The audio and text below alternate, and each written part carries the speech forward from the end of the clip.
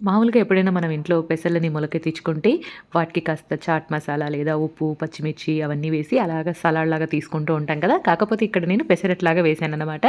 ఆ మొలకెత్తిచ్చిన పెసల్ని మిక్సీ జార్‌లో వేసి పచ్చిమిర్చి, అల్లం, ఉప్పు, జీలకర్ర వేసేసి కొద్దిగా వాటర్ యాడ్ చేసేసి గ్రైండ్ చేసుకొని ఒక బౌల్‌లోకి తీసుకున్నాను. కాస్త పిండి అనేది గట్టిగా అనిపించి కొద్దిగా వాటర్‌ని కూడా యాడ్ చేశాననమాట మిక్సీ జార్‌లోనే వేసి. ఇలా చేసుకున్నటువంటి మిశ్రమాన్ని పెనం పైన చిన్న చిన్న అట్లలాగా వేసి పైన ఆనియన్స్ అవి వేసి నూనెను వేసి చక్కగా లో ఫ్లేమ్‌లో 2 వైపులా కాల్చేసుకున్నాననమాట. టేస్ట్ చాలా బాగా వచ్చాయి. మొలకెత్తిచ్చిన పెసలు ఆరోగ్యానికి చాలా మంచివి. పిల్లలు ఎవరైనా తినని వాళ్ళు ఉంటే ఇలా చేసి పెట్టండి తప్పకుండా తింటారు. బేసిక్‌గానే పిల్లలకి పెసరట్లాంటి ఇష్టం ఉండవు. కాకపోతే ఇవి మొలకెత్తిచ్చిన పెసలు కాబట్టి ఒక రకమైనటువంటి తీపితనం అనేది ఉంటుంది. పిల్లలకి వేసిస్తే ఇలాగే వేసేసేయొచ్చు. లేదా మనం తినాలనుకున్నప్పుడు మాత్రం కాస్త పచ్చిమిర్చి, అల్లం ఎక్కువగా వేసుకొని కాస్త స్పైస్‌నెస్ అనేది ఉంటుంది.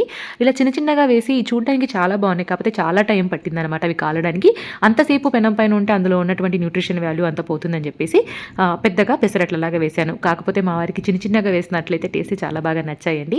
పెద్దగా వేసుకుంటే కాస్త త్వరగానే కాలిపోయాయన్నమాట. మామూలుగా పెసరట్టు ఎంతసేపు టైం పడుతుందో అంతసేపే పట్టేసింది. నాకైతే ఇలా కూడా పెసరట్లు నచ్చాయండి. మరి మీకు కూడా నచ్చితే లైక్ చేసి మీరు ఒకసారి ట్రై చేయండి. ఆల్రెడీ ఇలా ఎవరైనా ట్రై చేసిన వాళ్ళుంటే కనుక మీ ఎక్స్‌పీరియన్స్‌ని కింద కామెంట్‌లో తెలియజేయండి.